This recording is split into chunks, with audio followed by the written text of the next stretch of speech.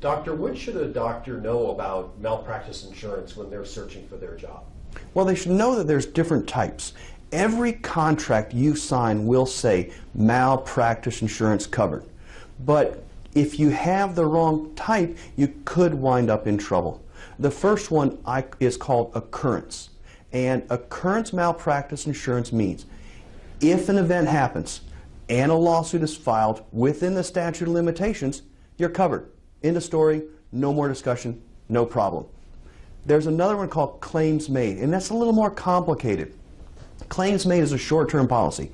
It can last anywhere between 1 to 3 years. And if an event happens and a lawsuit is filed while the policy is still in effect, you're covered. But if an event happens, the policy expires, or you quit and it's canceled, and a lawsuit is filed before the statute of limitations, you're no longer covered. You need to have then something called tail coverage, something to cover your tail. Now, in your contract, I will bet most of you it will just say malpractice insurance. I always want to go back in and have it specified what type of insurance, and if it is claims made, who's covering the tail. Because imagine this, you're working for someone, you're not happy, or he's not happy with you, for whatever reason, you leave that employment.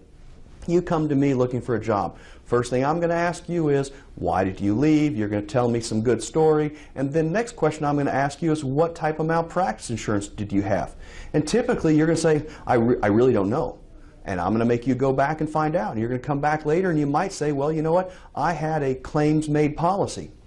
And then I'm going to ask you, okay, well, who's covering your tail? And you know what you're going to say again. Well, I don't know. And you're going to have to go back to your boss who you just quit or were just fired from and say, gee, are you planning to cover my tail? And well, quite frankly, you know what the answer to that's going to be.